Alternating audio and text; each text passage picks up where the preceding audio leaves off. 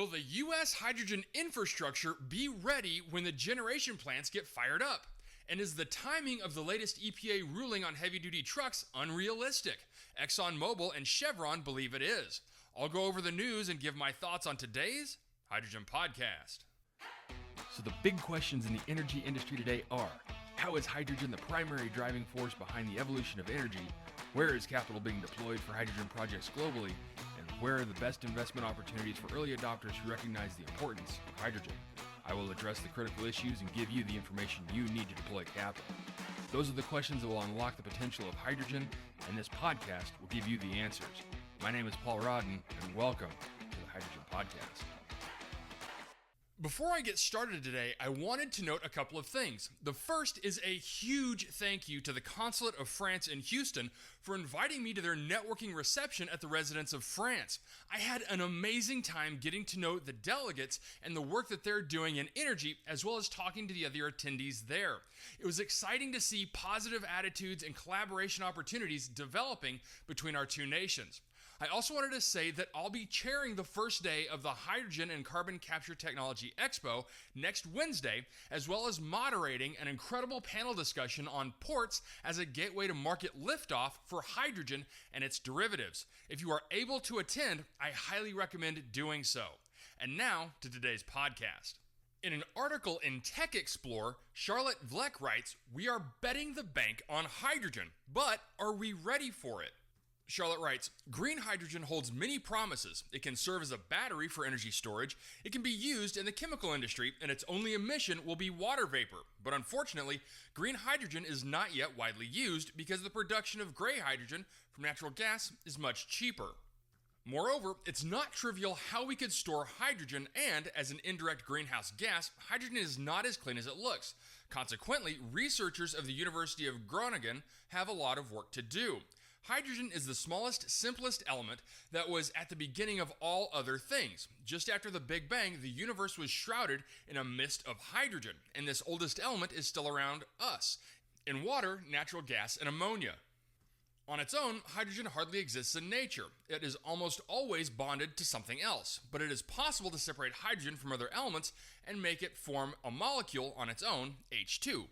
To make this happen, you need to add some energy. When the hydrogen molecule is allowed to bond again, this energy will be released, though with some energy loss. Now, the idea is that if you split water into hydrogen and oxygen molecules using energy from renewable sources, the result would be a green battery. When the sun is shining or the wind is blowing, you can use the excess power supply of solar panels and wind turbines to make hydrogen. Allowing hydrogen to bond with oxygen again results in the production of water and the release of energy. Because hydrogen likes to bond to other elements, there are many more applications. Think of farmers spreading fertilizer based on ammonia on their land, or hairdressers bleaching hair with hydrogen peroxide. For these products, we mostly use so-called gray hydrogen obtained from natural gas with carbon dioxide as a byproduct. The reason is simple. Hydrogen from water is currently about 5 times more expensive than hydrogen made from other elements. That's why researchers from the University of Groningen are working on the efficient and affordable production of hydrogen made from water, as well as applications in, for instance, transportation and the chemical industry. Once we have determined how to produce cheap, efficient green hydrogen, it needs to be stored somewhere or transported to the place where it's needed. Would it not be convenient if hydrogen gas could simply be transported and stored like natural gas is now? We just transport it through our existing pipelines and store it in empty gas fields underground. Unfortunately, this is easier said than done. Hydrogen is the smallest element there is, and the hydrogen molecule is much smaller than natural gas. If we were to transport hydrogen through our existing pipelines, it would possibly escape through tiny cracks. What's even worse, it can affect other materials, making metal as brittle as glass, such that it can easily shatter into pieces. That's why UG researchers will also investigate what happens to the materials that may be used for storing and transporting hydrogen. Then there is one question that remains. Even though we can call it green, is hydrogen really green? Hydrogen from water made with renewable energy sounds wonderful, as well as the emission of only clear water vapor when hydrogen is used in applications. Nonetheless, it is important to monitor what will happen in the atmosphere when hydrogen escapes through potential cracks. Hydrogen is an indirect greenhouse gas, which means that on its own it does no harm, but through reactions that take place in the atmosphere it does. Specifically, these reactions lead to more methane, ozone, and water vapor high up in the atmosphere, which all result in global warming. For now, it is not really a problem if small amounts of hydrogen leak into the atmosphere, but what if we fully focus on hydrogen as a green solution for the future? Then it will be very important that we monitor and understand what happens to hydrogen in the atmosphere because of its potential impact. That's why UG researchers are taking measurements in the air and developing models of hydrogen leakage to see how this affects the atmosphere. Okay, so when I came across this article, it struck me as odd that it was in the money section of MSN. And the title would lead you to think that it would discuss more on infrastructure investments to handle the influx of hydrogen coming down the proverbial pipe, but it didn't. Instead, it focused on green hydrogen development, more specifically, electrolytic hydrogen from solar and wind. And I do realize that that is a focus of many listeners to this show, and at an extremely large scale, green hydrogen can make sense, i.e., the hydrogen operations in Oman. But at a more localized scale, electrolyzer efficiency just isn't there yet, and there are better alternatives to begin the hydrogen transition. And I'm not just talking about blue hydrogen. As mentioned at the top of the show, when I was at the French residence, I had the opportunity to speak with a representative from SMO Solar Process.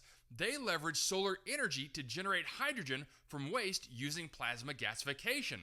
And they also have a landed cost of $3 per kilogram and generate their energy off the grid. I've also talked quite a bit about pyrolysis as an option, and it's looking like natural hydrogen is more abundant than we ever thought possible. All of that to say that there are many quote-unquote green options that don't involve electrolyzers that can be leveraged now economically. But that also means that we really need to understand everything downstream of that hydrogen generation.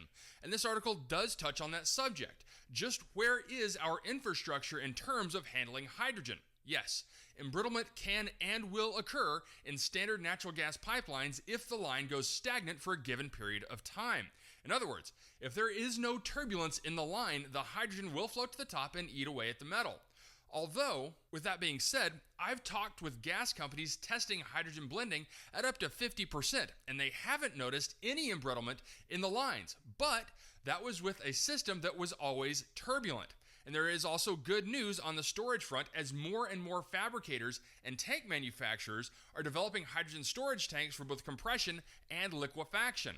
So we do have solid progress on both understanding the effects of hydrogen on our existing infrastructure, as well as new innovations for other types of storage and transportation. Next, in an article in the Houston Chronicle, James Osborne writes, "Is the oil lobby's EPA suit over clean fuel trucks at odds with industry goals?" James writes, ExxonMobil and Chevron have been among the large oil companies championing clean hydrogen fuel as a means of decarbonizing shipping, long-haul trucks, and other parts of the transportation sector that are not easily electrified. But in a lawsuit against the EPA filed Tuesday, the American Petroleum Institute, the oil sector's chief lobbying arm, questioned the speed at which the technology could be developed. Speaking on new emissions rules designed to shift trucking to hydrogen and battery technology, Ryan Mayers, general counsel at API, said in a statement that EPA is forcing to switch to technology that simply does not presently exist for these kinds of vehicles. Even if it were someday possible, it will almost certainly have consequences for your average American. This in a quote from Ryan Myers. That analysis stands in contrast to Exxon and Chevron's public statements about the future of hydrogen. On its website, Exxon describes hydrogen fuel as versatile, suitable for power generation, trucking, and heat-intensive industries like steel and chemicals. It says that it is, quote, scaling up production of low-carbon hydrogen to reduce CO2 emissions in our facilities and helping others do the same. Chevron is likewise touting hydrogen projects in California, Utah, and the Gulf Coast as, quote, laying the foundation for growth. In a quote from Austin Knight, vice president of hydrogen from Chevron, Chevron is well positioned to bring lower carbon intensity hydrogen solutions to the world. Exxon and Chevron representatives declined or did not immediately respond to a request for comment, but Scott Lauerman, a spokesperson for the American Petroleum Institute, of which both companies are members, said while hydrogen is, quote, well positioned to be a leading source of emissions reductions from heavy-duty trucks, the state of technology, along with permitting and infrastructure hurdles, will, quote, make it challenging to meet EPA's compliance timeline. The new EPA rules for heavy-duty vehicles announced in March are to go into effect in 2027. They require new truck models to substantially improve upon current pollution standards, with delivery fleets required to reduce emissions 40% by 2032 and sleeper cabs by 20%. In a quote from the EPA in March, the standards are technology neutral and performance-based, allowing each manufacturer to choose what set of emissions control technologies is best suited for them and the needs of their customers. However, that optimism is not shared by many in the oil and trucking sectors, with Owner-Operator Independent Drivers Association warning that mom-and-pop trucking businesses would be suffocated by sheer cost and operational challenges, and it's joined the API in its lawsuit. In a quote from Frank Maizano, an energy consultant with Washington-based law firm Bracewell, you can't buy a hydrogen truck right now. They're just not available, nor is the infrastructure. In the long term, hydrogen is a way to decarbonize heavy-duty vehicles, but in the short term, it creates a challenge. Okay, so interesting news on the oil lobby and their effort to push back on EPA regulations for heavy-duty trucks. Now, I would say this is a bit misleading as there are heavy-duty trucks available now and Class 8 heavy-duty trucks before the 2032 deadline. We've had Parker Meeks, the CEO at Hyzon, on the show twice to discuss their trucking platform. And just this week, Hyundai announced their hydrogen trucks in Switzerland have hit 10 million kilometers. The trucks are out there with more on the way. But there is something to be said for the lack of infrastructure to support the EPA ruling. That will have to be built up before hydrogen Class 8 trucks can really hit the road. And for mom and pop shops that can't afford these trucks, well, from what I'm hearing, government subsidies will effectively make these trucks the same cost as traditional diesel. But with that being said, the effective date of 2027 is unrealistic, and the 2032 is a stretch for fleet operators to hit 40% reductions in their delivery fleets. Hopefully, there will be some wiggle room and the EPA can push those dates back a bit for the infrastructure to get developed. All right, that's it for me, everyone. If you have a second, I would really appreciate it if you could leave a good review on whatever platform it is that you listen to. Apple Podcasts, Spotify, Google, YouTube, whatever it is. That would be a tremendous help to the show. And as always, if you ever have any feedback, you're welcome to email me directly at info@thehydrogenpodcast.com. So until next time, keep your eyes up and honor one another. Hey, this is Paul. I hope you liked this podcast. If you did and want to hear more, I'd appreciate it if you would either subscribe to this channel on YouTube or connect with your favorite platform through my website at www.thehydrogenpodcast.com. Thanks for listening. I very much appreciate it. Have a great day.